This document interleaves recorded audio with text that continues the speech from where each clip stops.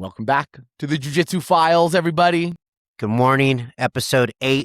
No, this is actually episode 9. Whoa, I'm like behind every time. Yeah, but that's great. We're rocking and rolling. We keep we're doing it. We actually have a like an actual podcast here. I think like we're at a level where it's hard to get started, and then like once you do one or two, it's like very common that people start to drop off.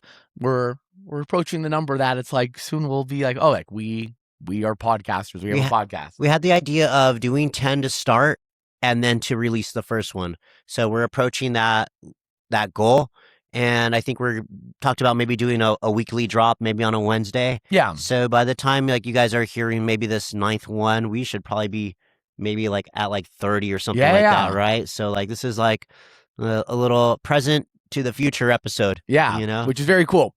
And so today we'll be talking about kind of almost like how sometimes it only takes like one good catalyst to get good momentum going. And that's what we've experienced in our lives between opening the LA Jiu-Jitsu Club, between starting, I think, EBI being a big catalyst for us as well, being part of Eddie's training camp for Metamoris and all that well. Being around certain individuals during key parts of their life shifted our trajectory as well. And so what Joey's talking about is like we're blue belts, we're really into jiu-jitsu, we're also Marines, we're training, we're coaching, we're working jobs that pay the bills but are maybe not as fulfilling. I'm working multiple different positions, multiple different shifts in the hotel industry, front desk, freaking management, accounting, supervisor, all sorts of nonsense, right? Everything, mastering hotels. Joey is working I'm bartending. You're bartending in all sorts of interesting different venues. Catering everything. Then on the weekends we have our military service, and sometimes like what a weekend is, it's actually a Thursday, Friday, Saturday, Sunday. So it's not like we have and then we're training daily and we're still running the LAJJ Club, right? So, and there's like a little bit of a gap here. So we have a combination of like jiu-jitsu life, work life, military life, and like personal life too. Because at this time, I think we're like, we each have girlfriends, or women are coming in and out of our life in a weird, and Metamoris, maybe, I don't know which one it is, but the very first one, Jean-Jacques was supposed to be part of it, right? So there's jiu-jitsu shows, but Metamoris was like the first one that like was now like a big deal. It was cool. It was the first one where I think they put on these like individual super fights, because there was always the Mundials, there was ADCC, where it was like, oh, this is where sometimes big famous UFC fighters and big names in the jiu-jitsu world and other grappling martial arts. But I believe it was Metamoris was the first time that tournament organizers were like, hey, let's get this big name and this big name to just have a match. And so then our instructor, Jean-Jacques Machado, at this point, he is a coral belt, which is a red and black belt. He was approached for a match as well. He said yes. And so if you look at that first promo, he's listed on it against another coral belt. And I believe that gentleman got into a car accident maybe a week or 2 weeks prior to the event, so that match was scratched. Got it. Was that De La Riva? No, it wasn't. Okay. It was another gentleman. I think it was Pedro Sauer. So somebody of that caliber, right? Another old school legend, but that match got scratched, so he was not able to participate. So we didn't go. Right? We didn't go the first one. We didn't go to the first one. That's correct. Okay, so as time goes by, it becomes a cool thing, and then they make an announcement of, I forget which Metamoris it was, but it was going to be Royler Gracie versus Eddie Bravo. And Eddie Bravo is an American grappler, home trained, who beat a Brazilian Gracie in ADCC. He beat, it was Royler Gracie, who at the time was, I think no one ever submitted him except for I forgot who it was, but it was like a heavyweight. He'd gotten submitted in the absolutes one time ever, but other than that, like at his weight class, it's like I don't even know if he ever lost. So that was like a big deal, and so that was maybe Eddie's biggest win, and then he went on to create 10 Planet Jiu-Jitsu, and Eddie is a black belt from Jean-Jacques. This all happened at a point like before we ever trained or anything like that. I almost want to say like 2003 for some reason that like is a thing, a Sure. date, right? But so Eddie is like famous. He's already got his schools. He has black belts, and he comes back to JJMHQ to have his training camp and have Jean-Jacques run it. Me and you are just scrappy blue belts who fulfill like a certain get them tired quality, right? Yeah, and also at that time, Eddie was bringing in a lot of his higher up 10th Planet guys, but Jean-Jacques was very quick to be like, hey, Eddie, during this training camp in here, you can't be training with your guys because of Royler will not roll like that. Royler will not be doing rubber guard. He will not be playing your game. Yeah, that so was it's like we're gonna give you the looks, guys in the here looks that like, he's gonna, yeah. So we had Jeremy Fields, Jared Carlston, Slick Rick was there, a bunch of like Denny was there, just a bunch of elites in the room, like, and so the training camp was maybe 10 deep. Master Vic was in it, and me and Joey were in it. So then we're training every day for this event, but the training was to get Eddie ready, but like a rising tide raises all ships, right? So we ended up leveling up as well. It was also in that training camp, we actually got our purple belts towards the end of the training camp leading into the match with Metamoris. So Eddie has the match. It's amazing. It's so cool. Eddie does such a great job. He dominates. It was something of maybe I don't know if there was a judges or anything. It was submission only. There was no submission, but So the match, it actually ended up being a tie. And what was beautiful about that match was that when Eddie had submitted Royler at ADCC, as we mentioned, Royler was essentially this kind of one. He was a Gracie, and at that time, like submitting Rickson Gracie's little brother was it was like an unthinkable thing. Eddie was an unknown. Eddie went into that ADCC as a brown belt. He was like a relatively unknown grappler, and then he submits Royler, and that's what kind of sets off his trajectory. He opens up all these 10 planets. But in the jiu-jitsu world outside of 10 Planet, a lot of people were like, well, that was clearly a fluke in jiu-jitsu.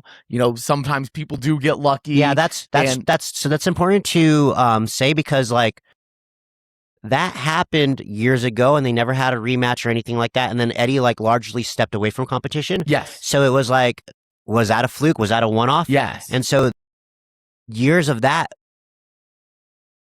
boiled up and festered so that it became the most anticipated rematch. Yes, right? I think at that time that was like the biggest match. Not only that was made, it was like the biggest match that ever that could have been made.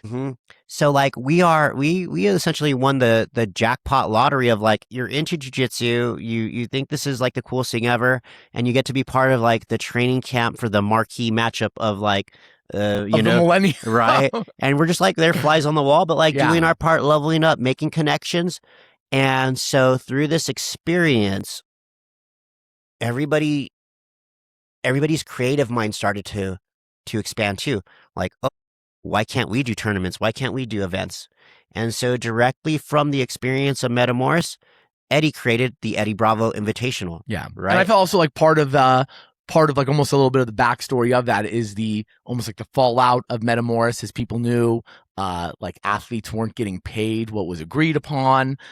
We mentioned in a previous podcast how Halleck Gracie had said some stupid comments, which then led us actually to later create Jiu-Jitsu in the Park. But it was like Metamoris was the first kind of its kind tournament, and then it's got all these problems that it's starting to crumble, leaving room for a new person to take over that space. All events lose money, and your first time at bat is something of a like, it's an experiment. Will it take hold? Will it connect? Will it resonate? Do you have an audience, or is this like a one shot? You know what I'm saying? Because there's a lot of things that were just a one shot. They tried it didn't work. They tried it didn't work. And maybe they pivoted, they went in a different direction, right? And we could say that Metamoris started the shows and they had X amount of success, but maybe not the the structure to keep it going. Yeah. You know what I'm saying? So they ended, I don't know, maybe 10? I don't know. Then they started kind of becoming a little bit more underground. It was and became a things like soft. that. It started off with a roar, then became a whisper, right? Yeah. And then that was it. So during this time, like other things started to pop up, and Eddie Bravo Invitational 1 was at, where was it, Joey? It was at the Florentine Gardens in downtown Los Angeles. It was in a nightclub, and so it was maybe two 16-man brackets, 145 and 170. Yes. And me and Joey were both lucky enough to be part of that. And we're two purple belts competing alongside legendary black belts like Jeff Glover, Gary Tonin, Gio Martinez, Boogie. Boogie. I believe Bill Cooper was in there. And like, we're just right there freaking brawling, trying our best to hang with these guys. Ben Eddie was also in that tournament. So it's like people that later also came bigger afterwards as well. The homie Lance Glenn. You could even look at that like little bit of like, that little thing of like, oh, and future champions were in there, right? Yeah. And it was just it was a beautiful event. It was cool. But like that gave Eddie like, oh, like this is what I want to do. Yeah. They continued to practice, or I'm sorry, they continued to grow. These things maybe started to generate more. And now they're like, EBI, which one did you, which So I competed in 1 and 3. I believe you were in 1, 2, and 10. Yeah. And so 10, we ended up going to Mexico. So now like jiu-jitsu has taken me on like a all expenses trip to like travel the world. Mexico City was like my first time traveling for jiu-jitsu, right? Yeah. And it was cool. I got to go against the Barrett Yoshida, freaking legend, right? Yeah. Once again, like, you know, punching above your weight class, you know? And at this point, this is when we created the LAJJ Club. This is when, before we used to live in an apartment right behind John Jocks, we moved into the house, we put the mats down, and largely the first part of our mats in the house was to get me ready for EBI 10, because that was like that little soft spot of, man, I'm a purple belt going to battle against like all these brown belts or brown and black belts. Like I got to level up. So that became our lab, our freaking HQ, you know what I'm saying? Yeah. And then we started to attract a small cast of characters. You know, that's when like Raph was around every day, Octavio, like, and like people that started to work and do all these events and tournaments as well. Yeah. So like, I feel like, yeah, the being a part of the Metamoris training camp was also like, it's interesting because that was kind of the catalyst for the Eddie Bravo Invitational to be born, which also we had the opportunity to be a part of. And then it was also because we had done EBI, all of a sudden we're getting invited. Like I got invited to do like a Grappler's Quest Pro Division. Once again, Gary Tone was in it. I got invited to the Nuwaza Challenge where Gordon Ryan was competing, and I believe it was like an 8-man bracket. And there was, you know, all these other kind of tournaments that also incorporated money. And all of a sudden it was because we had done this one thing, all of a sudden all these new opportunities are starting to present themselves. Both of us had opportunities to be on the show Bushido Battlegrounds and having different jiu-jitsu matches on it. And so it was just like by being a part of this training camp, by saying yes to EBI, because also like I know for me in particular, it was a weight class I'd never really made before, but I was like, oh yeah, I got a call like a month prior, and it's like, cool, I'll drop 20 pounds to compete in this thing, and all of a sudden now it's, oh, I'm in the same stratosphere as all these other like these people that I'm looking up to. Yeah, so like it was a nice way, like, okay, so if you an uncomfortable thing to step outside of your skill level, right? If you're a purple belt and you're going to go against black belts, like that's okay to say no. But if you say yes, you're now in a different trajectory of like, oh, you could change your luck real quick, right? Yeah. Now, I don't know what like a percentage is or anything like that, but like, yeah, you're in the smaller percentage of whether or not you're going to win or not, but you grow from that, you learn from that. And, you know, direction is a big thing. And if you change your direction just a little bit, you might end up in a different spot. Yeah. So going back to EBI, Eddie Bravo Invitational started to invite all these different people. And then from the East Coast, now you have Dan and her Death Squad. And this is the first time you get to see Eddie Cummings, Oliver Taza, Gordon Ryan, a bunch of these names, Ethan Krellinston, a bunch of these names that are not West Coast guys, right? Mhm. So from then, I want to say these guys created Kasai. Do you remember Kasai? I do remember That was yeah, like yeah. an East Coast show, right? Got it. Yeah, yeah. And then in the middle, there's finishers, right? So Mhm. all these other areas and territories are starting to create tournaments and Yeah. super fights and shows and stuff like that. Richie and Gio did the Ultimate Mat Warrior, Ultimate which yeah, was that we super got cool. we got invited to that. That was And awesome. then we also ended up doing one of our own with the Deep Waters Invitational. Yeah, we got the bug too. So it was like not all you needed, but you needed a crew, you needed a venue, you needed some way to get some people together. And we're lucky enough to have a bunch of friends that were like, hey, like, can you do a super fight? Can you do this? Can you do that? If you are putting together your own show, it's your own money. And I don't think we made any money on any of these things, right? We ended up paying.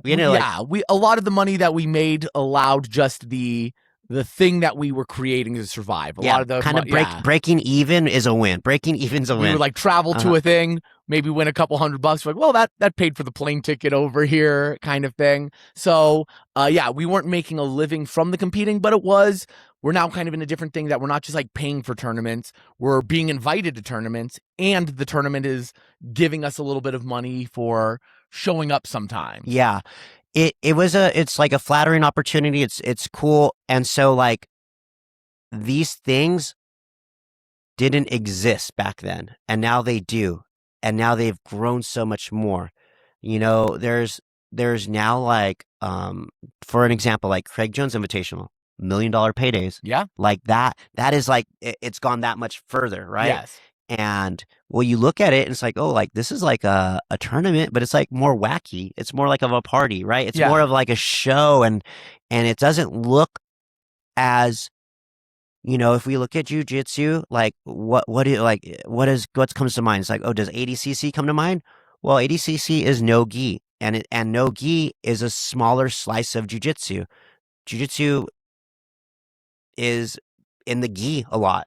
And the gi big one is IBJJF, right? Yeah. And IBJJF tournaments look nothing like no gi tournaments and shows, right? I remember the first time that I really caught on that like this one like no gi and 2 sub only were going to be like a much bigger thing that were going to help kind of grow the sport. I remember shortly before EBI, there was the IBJJF tournament. It was like the World Championships, I think was like a couple weeks before. And I remember being with Jean-Jacques, a legend of the sport, at the IBJJF tournament, like with the black belts all competing, the best in the world. And I remember at one point, Jean-Jacques like, boy, this is so boring. And it's like, here's a legend of the sport, and watching all of the best in the world do it, and he's bored. Well, then fast forward to EBI. I remember my mom had showed up just to she was there to support me. And like my mom knows nothing about jiu-jitsu, doesn't know any of the rule set. She's a 2-stripe. Like, like doesn't understand like what was going on, but she was like there to be like my boys competing. And I got beat in round 1 by Lance Glynn. And so then afterwards I'm sitting in the audience and I'm with my mom. And then by the end, and this was like a long night because they did 2 16-man brackets of the 145 and 170. But by the very end of the night, where the finals were Gio Martinez and Jeff Glover for the 145s, and then Richie Martinez and Gary Tonin for the 170, like my mom was on the edge of her seat. And she's like, oh my God, him against him and him against him. And like both of them had submitted, I think all 4 of them had submitted everybody to get to on their way to the finals. And so my mom's like, oh my God, who's it going to be? And she has no dog in this fight, but she's pumped about it. Here's this woman that, you know, otherwise wouldn't care about jiu-jitsu, but she's super pumped. And fast forward that the best in the world wearing the gi and a legend of the sport is bored by it. And so that was when I knew that. I was like, oh, this no gi sub only is going to be the more spectator friendly event. A tournament is a little bit different from a one-off super fight, because a tournament like a 16-man bracket tells a story. Yes. Right? You're gonna watch round 1 and you're gonna have like, oh, like these guys won, right? Yeah. Which one of these is gonna make it to the finals? And you get to like be almost like emotionally invested if you're watching the show, right? Yeah. And especially if you don't know anybody, you're like, oh, like kind of resonate with somebody's style, like, oh, I do stuff like that, right? Like I want this guy to win. Yeah. And it's pretty cool where I feel like a super fight, take it or leave it sometimes, right? So, yeah, sometimes two guys who aren't names make a big, exciting show, and then sometimes two guys who are big names, it's a big, boring match. And it is what it is. I've had tons of boring matches. Like it just like sometimes you got to eke out that win. Yeah, it's kind of like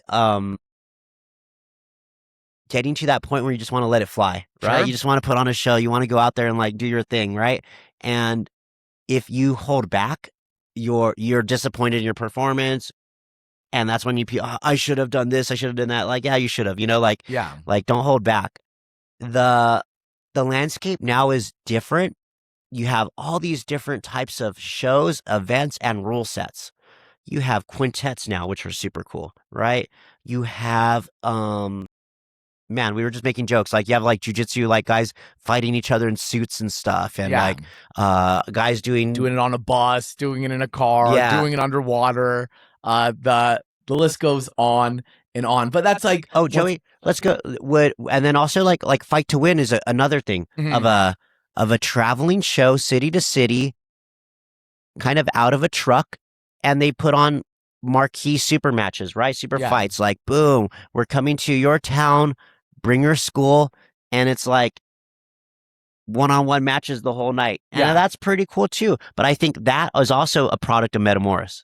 Would you say? I think anything that is currently a jiu-jitsu show, I do feel that on some level that we all have, there's like a level of paying like homage to Metamoris, because Metamoris was the first of its kind in the jiu-jitsu world. And earlier too, like Joey should have kind of wore the short, like he was wearing a Metamoris shirt earlier. Yeah, I wore the Hoyler versus Eddie Bravo one, because it really was such a legendary match. And I feel it's cool to see how Metamoris became this catalyst for all these different things.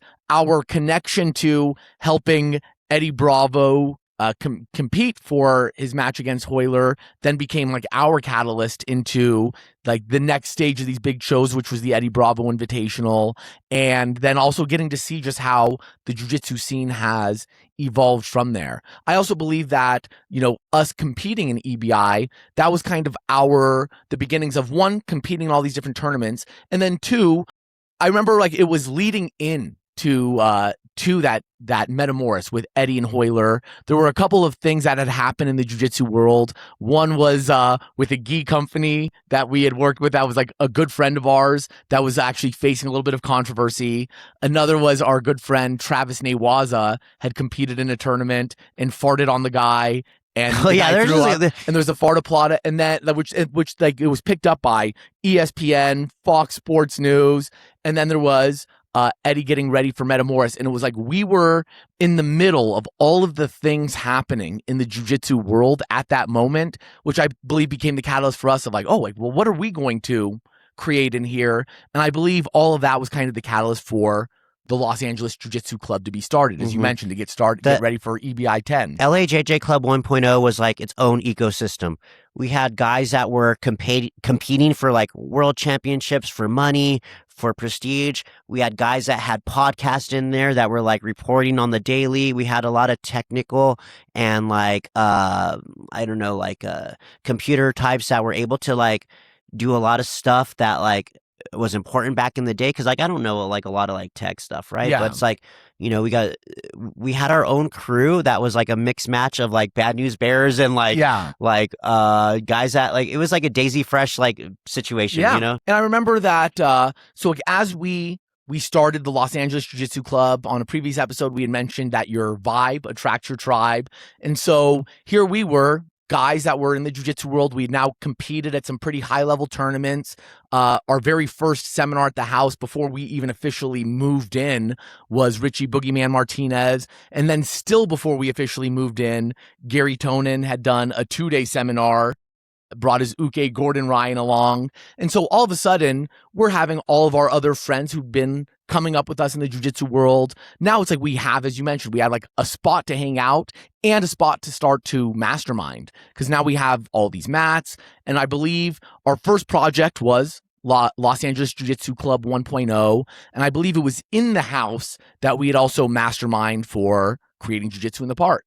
Creating this, like, this idea as Meta Morris and as Halleck Gracie had said some crazy things. And so we kind of created this event as a protest event. Come to this event in lieu of supporting this other event. And we had like 300 people show up, and it became kind of this thing, which kind of, as I said, we start this like one business, and then all of a sudden it's like these ideas for other businesses, like, oh yeah, like an outdoor jiu-jitsu event. And then in the house as well, that's also where we came up with USSGL, where our great friend Andrew Murillo, head instructor over at 10th Planet in Murrieta, as well as head referee of the PGF, he was at the house, and it was just one day just kind of talking and him wanting to get a tournament started. And through all these kind of serendipitous kind of exchanges, he had reached out to Blair Green, who he had met kind of independently from us, who we had already known him. So when he had reached out to Blair for help with this tournament, we were like, oh, we know Blair. And so then we became dragged in. And then, yeah, we got brought in. And then also Raph, who was always at the house, he was brought in. And so now all of a sudden we have this tournament company, but also we have experience in competing in now these kind of high level, invitational tournaments. Yeah. So our very first tournament was at Esperanza High School. I believe we called it the OC Open or something like that. And Keith Krikorian won that cash prize. So for the men, absolute, Keith Krikorian won it. And for the women, it was Kendall Rusing, who then later came to a lot of our champ, and who also did she become a champion or is she a medalist? I want to say she. I know at the very least she's a medalist. She could be a gold medalist. I don't want to take that away from her if she is, but she also started competing at more and more of the events that we did. And shout out to Kendall. Me and her went to Serbia together. Oh, very cool. Mm-hmm. And then it was, so like we had done these kind of open tournaments, but I remember one of our most fun ones is as we mentioned in previous episodes, how Blair Green really was, because he had worked with USA Grappling, that it was like a lot of these other tournaments that we had either worked with or seen as far as open tournaments were typically done out of high schools, as our first one was. That was comfortable for us. Yeah. I mean, there's nothing wrong with doing a tournament at a high school. Yeah. It's got what you need. It's got a flat surface. Hopefully there's wrestling mats that you could like roll out there. If not, you're bringing your own, right? Yeah. It's like logistically, there's bathrooms, there's parking, it's ready to rock. And I think that's also an important thing to note, that up until this point, with the exception of IBJJF, just about every single tournament was run out of a high school, just a high school gymnasium, because of jiu-jitsu was just a small sport, and high schools charge substantially less than convention centers. Dude, now you could have it. So now, like, you could do a tournament anywhere. I've done a tournament at like a Hell's Angels compound in front of all these bikers and stuff like that. Like that was like a Jeff Glover money on the mat one, you know? Yeah.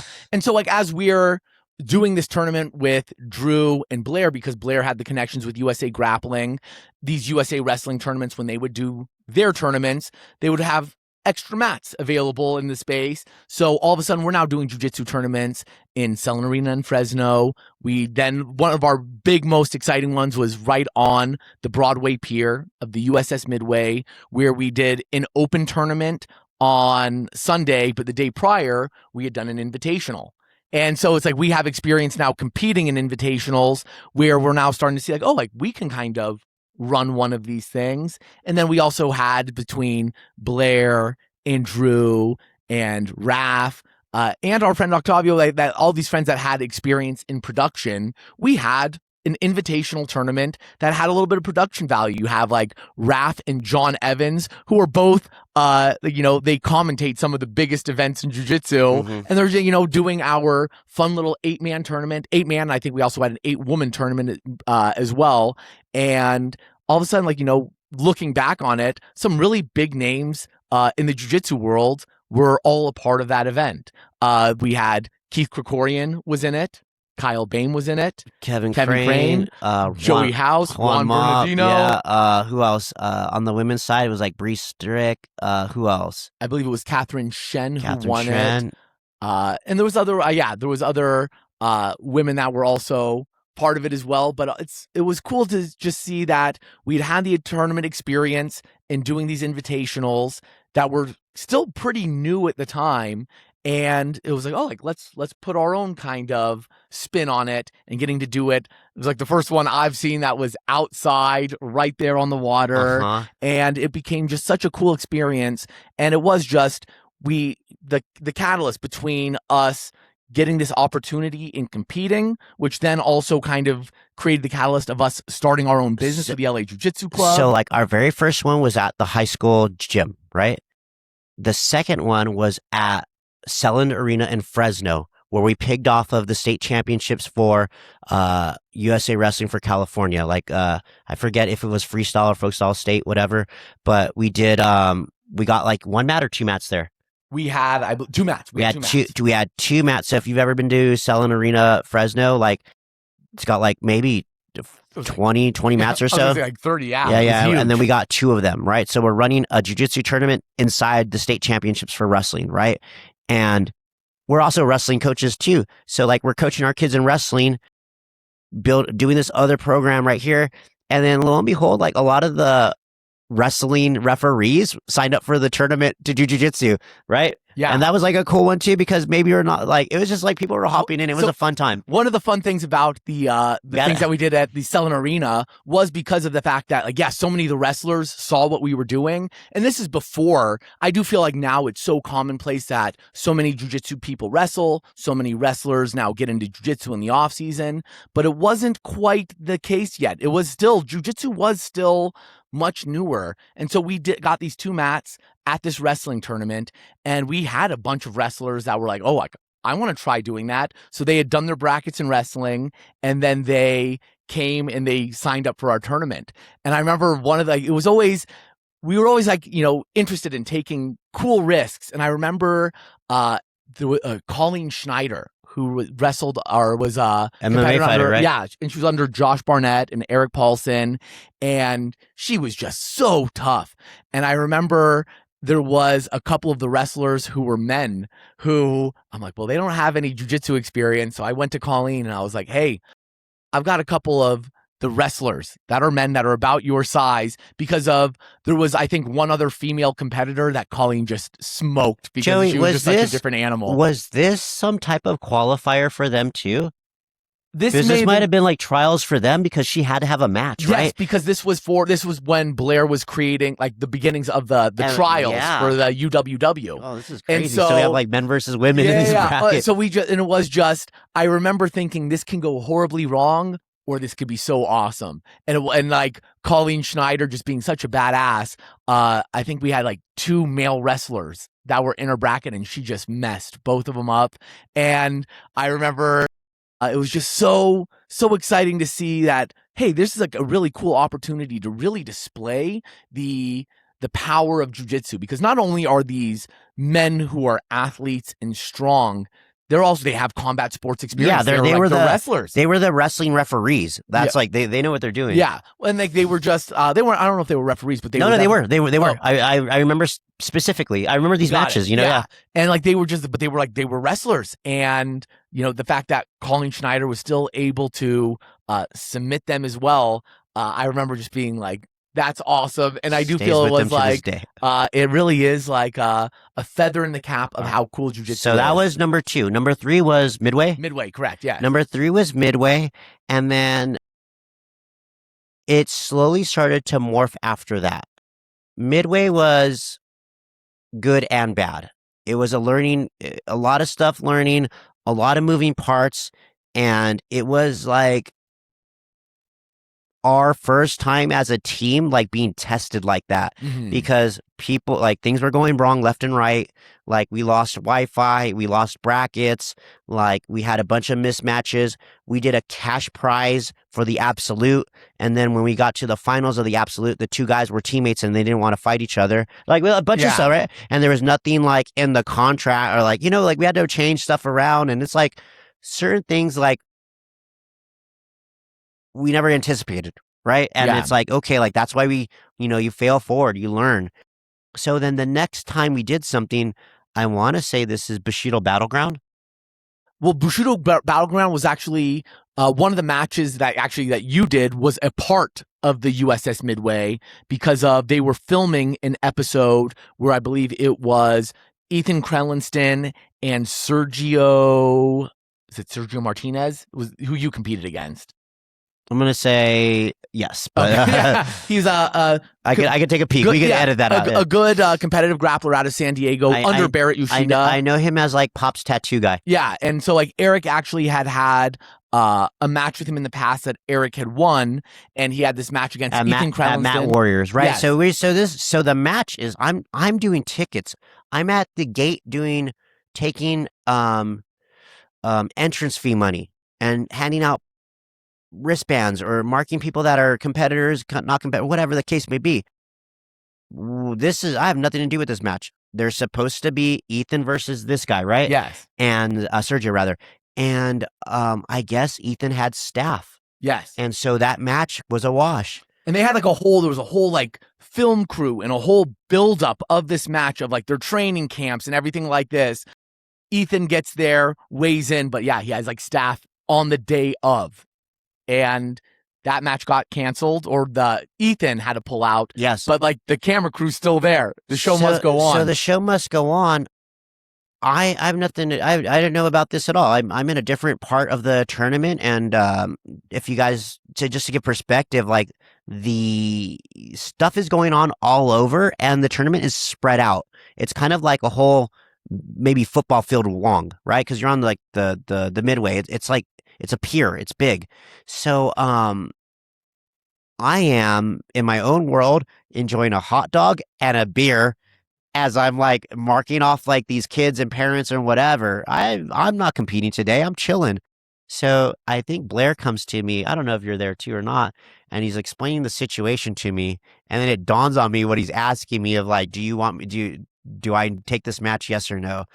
And I remember thinking like, fuck, like, I wish I didn't eat this hot dog right now, and I wish I didn't drink this. Yeah, because that's right. We had a beer garden, which was like a big part of what we were like, excited about. Guys, like, if I could be ready, but like, I just poisoned myself. You know what I'm saying? Like, and also I remember you like there was 0% of you being ready for this. You didn't have any clothes, and like come during the match, it was I was competing in our deep waters. So how it was working is we had our invitational tournament, which was our 8-woman tournament that it was like fun that we put together that like I'm also competing in it but also still like up all night organizing the thing.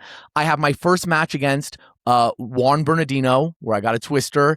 And then the second match I had was against Kevin Crane, which is a fun back and forth match.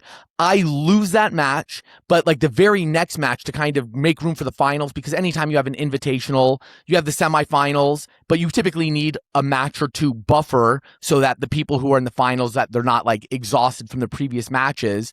And what it was the match that was supposed to be Ethan Crelinsten versus Sergio. Okay, so then it was you and Sergio. Even though I was there, my recollection is like one-sided. I'm like now focused on myself. I don't know what's going on in the tournament. I have to do this match. I got like maybe like an hour to get ready. I don't really remember a lot too much. But yeah, I had to ask Joey for his rash guard because I didn't have one.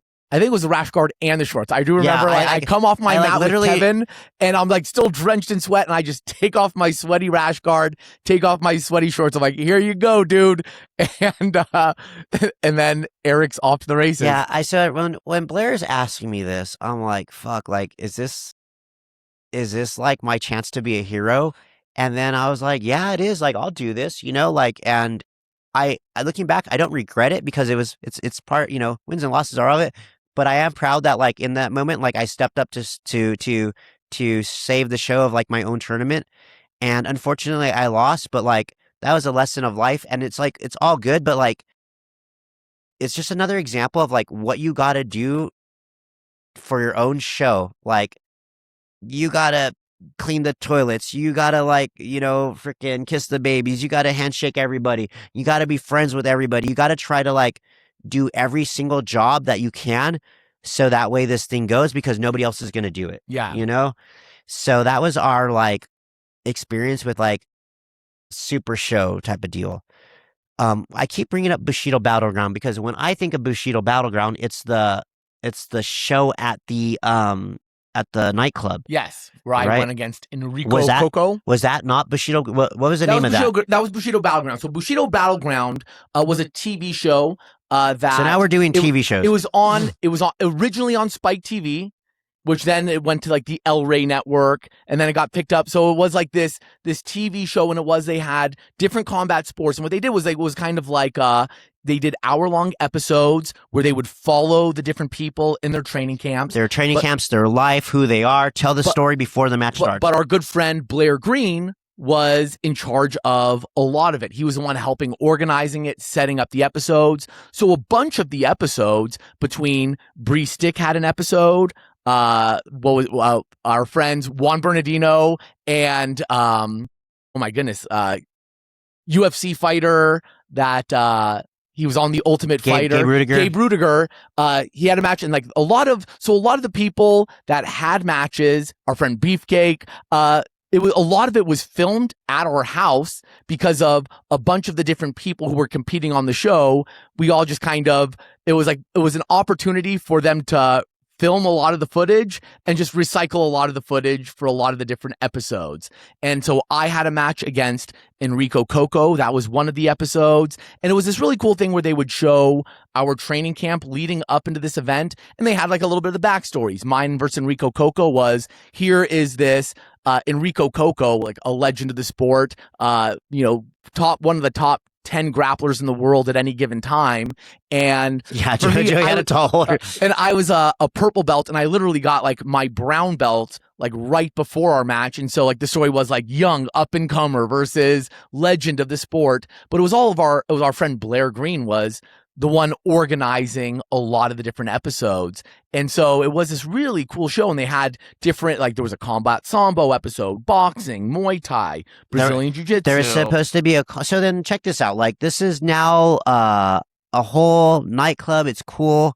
We're there in like a support aspect of like support staff, I don't really think I have a job this time, right? But the situation is like there's also supposed to be a combat jiu-jitsu match, right? And the competitor doesn't have a mouthpiece, one of them, right? And she's like throwing a fit because she didn't bring her mouthpiece. You know what I'm saying? Yeah. It's like, wait a minute, like that's your own responsibility. I don't even work for the tournament. And like whether or not this is going to be a combat jiu-jitsu match was going to be dictated by this person having a mouthpiece or not, right? Yeah. So the show must go on. I go to like a Big Five. I go find a mouthpiece. I come back. I buy it out of my own money because this is my buddy's show, I show it to the girl, and she looks at it and she tosses it to the side, she's like, I don't want to wear this. And I was like, what the hell? Like, are you kidding me right now? That person, like, we'll never work with them again. The amount of like entitlement, like when you are the one that clearly messed up and like doesn't have like the wherewithal to know what you're getting into. It's just like people are so, the world revolves around them. And when you do a show, it's like, no, like that's not the case, So like that one was a really cool night. We saw a lot of our homies like step up because Blair was like the referee that night, for like combat jiu-jitsu match. Drew was the referee for my match against Enrico okay, Coco. Yeah. Keith Krikorian was there. He was one of the coaches for me. It was like, I think it was you, actually no, Marco was with Enrico Coco, and you and Keith, and I think like Raph. That's cool, man. Yeah. Like all these like one-offs. Okay, so after that, what happened? Anything happen? So I mean, that was like, once again, that was just like another big catalyst of like, oh wow, now we kind of have experience being on a TV show kind of thing, and I feel like that was just kind of I don't want to say like a big culminating event, but I feel for me at least it was this awareness of, I had the match against Enrico, and it was like a pretty good match. I think it was like a 10-minute match. I think I got submitted with like 18 seconds left, and I felt like just stupid getting submitted with that. You look good. You also hit a clean mount reversal with like he mounted you and you threw the legs up. Yeah, and it was just like this, like, oh wow, this is what like a top 10 in the world grappler feels like. And while I got beat, it was this like, oh, like this isn't this isn't outside my realm of possibility of getting to this level kind of thing. Mm-hmm. And I feel once again, it's like, the whole purpose of this particular episode is talking about these little catalysts, these different, how one opportunity, and if you kind of nurture it in the right way, it can totally open up into more and more opportunities because of, just thinking back and how being part of Eddie's training camp and just being a part of something where it's like, cool, like now when I come to practice, because most people, you go to jiu-jitsu practice and it is like a level of, you're allowed to be a little selfish. It's about me and what I want to work on. And for a little bit, we're like, okay, now when we go to practice, it's not about us. Everything is like, all right, Jean-Jacques, where do you want us to be? What do you want me to do? Yeah, what are we drilling today? What are we looking at? Okay, cool. Like I'll sit out so that I'm fresh, so that like we can purposefully Shark Tank Eddie so that he's exhausted, but everyone he's going against is currently fresh. And as you mentioned, like when you're so lost in like, the world revolves around you, you're going to start losing opportunities. You get one and you kind of blow it. And it's like, oh, we're never going to work with you again. Mm-hmm. But when you kind of look at things like, okay, cool. Like the world revolves not around me, but around what's going on right here. How can I support this? You meet people that are like willing to help you, and like you're like, oh, thank God for your help. Thank you for the ride. Thank you for helping set up. Thank you for helping tear down. And this is something that like, has always been reinforced with me of like, you do more. Whenever you show up, you always make something better than when you got there, And even if it's not like a physical thing, it's like how you interact with people. You want everybody to know that like when you're in the room, like it's going to be a positive thing, Yeah. Whether it's like how you interact with like shaking people's hand or like greeting people, making eye contact, making people feel welcome, Yeah. You just want that. You want a positive interaction, right? Yeah. And when one yes, really, you have no idea how many doors that could open. Mm-hmm. And a no, opposite. Like you stay where you are. Yeah. And it's nobody's responsibility to carry you forward. Yeah. A coach will try to light the fire under you a million times, but like you have to be able to do that for yourself. You know? I think one of the really big things that I feel I learned from the military, I imagine you learned it in the military as well, is that there are going to be times where you need to step into a leadership position and times where you need to step into a support position. And I think it's so important to be able to navigate both because of, all the things that we're doing between running a school, coaching people, starting your own business. That's all kind of leadership position where hey, there's no one I can rely on, that I have to be willing to do things on my own. And if people like what you're doing, you're personable, maybe people are going to start helping you out. Yeah. But on the flip side, that is now they say your vibe attracts your tribe. Yeah. Like, we are the CEOs of our company, which is our gym, and like all our students are like our little homies that are like there to help and support. You know what I'm saying? But it's actually like we support them. You know what I'm saying? But thank you every time you guys clean the mats. Thank you every time you guys open the doors and lock up. You know what I'm saying? It's like that kind of stuff frees us to do like the big stuff. Yeah. And then on the flip side, like having friends that are doing big things in the sport, like our good friend Blair Green, and the fact that we have our good friend Andrew Murillo and how he's like the head ref. He has his own school. He's constantly putting on shows. He has his awesome King of Subs tournament. And it's like, okay, how can I support this? And have it like saying yes to even things that are opportunities that are just sometimes like just to help a friend. Take Drew, for example. At one point he said yes. And look at now he's at PGF. Like, it's like, so you can't go back and look at this and be like, oh, like, what if I said no?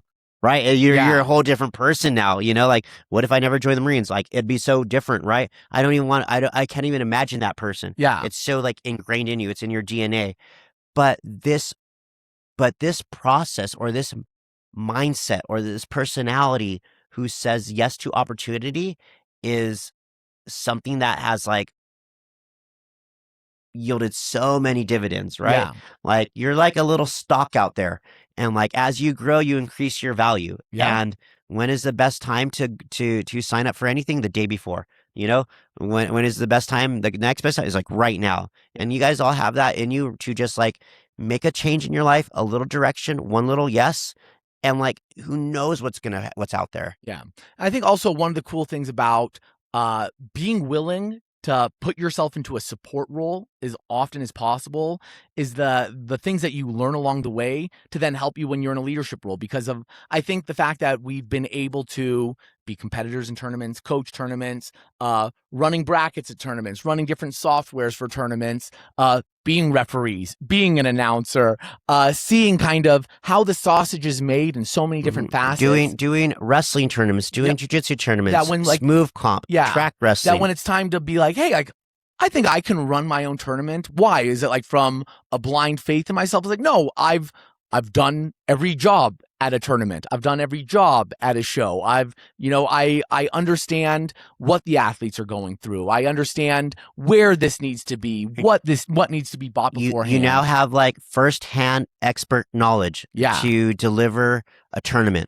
You know, like you could even picture it in your mind. All right, like you need an entrance, you need a freaking weighing station, you need you need a head referee, you need all these things, right? You need to buy medals, you need computers for that. You need mats, like you need insurance. You know, what do you not need?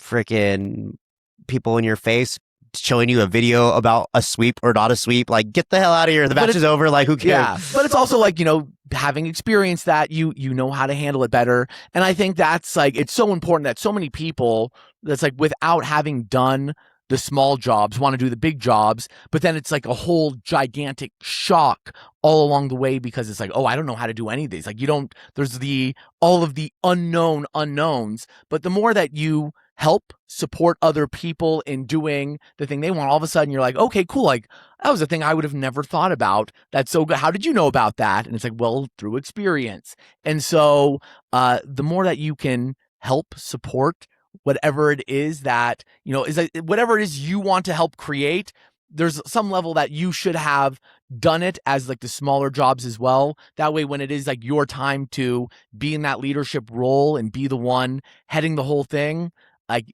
there are much fewer surprises, that the whole thing isn't just coming at you as a shock. You understand the vast majority of things, but now that you're in this new position, there are going to be some kind of roadblocks and things that you didn't see coming along the way, but it's going to be a lot fewer things because you've already had the experience through just being a little homie at some point. Yeah, this is like keep your ears open.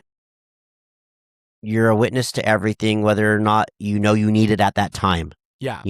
And it's just a crazy, like, a crazy life almost, right? But this is, sometimes, Joey, like we say, like, oh, like right now, like are you in the flow, or you're walking in alignment? Yeah. When sometimes when you're walking in alignment, some things are actually like super easy. And when things are easy, you're like, this is the way it's supposed to be. Yeah. You can line stuff up with just a phone call. You got the right contact, the right connection to make certain things happen. You can knock down 3 moves at once. Yeah. And it's like, oh, like this is what I'm supposed to be doing right now. Yeah. And it's going to be a fire show. I had a nice little meditation today, a little visualization of my tournament that's coming up in October. And it's going to be fire, you guys. That's all I could say right now. Okay. Yeah. I love that. And another thing that, as you even were mentioning that, beyond even just like, the wisdom of being in a supporting role when it's time for you to be like in a leadership role, is that, especially if you have the right people around you, when it comes time for you to be in that leadership position, a lot of the people that were in leadership positions that you supported, they're going to be willing to support you in your whatever endeavors are. And so, as you mentioned, when you're kind of in that alignment, it becomes easy to make the right phone calls of like, hey, Blair, hey, Drew, you have a ton of tournament experience. I'm going to be doing this thing. Is there any way you can support? Hey, what am I going to need? What am I not thinking about right now? And I think that is such a big thing, to be able to have the right connections. In a previous episode, we mentioned that your network is your net worth. And by being a good supporter, especially of your friends' things, or, just by, as John Jock says, when you love jujitsu, jujitsu loves you back. And by putting yourself and your works into different tournaments, different things, you're going to make those different connections with people. And it's going to make your life easier when you're out creating. Be a positive individual. Say yes to everything. People will want to work with you, and they'll take care of you. Yeah, I love that. I feel we touched on some good stuff, and with that, I feel good about closing this thing off. Episode 9 in the books. 9. So, all right, we'll see you guys for episode 10. Have a good day.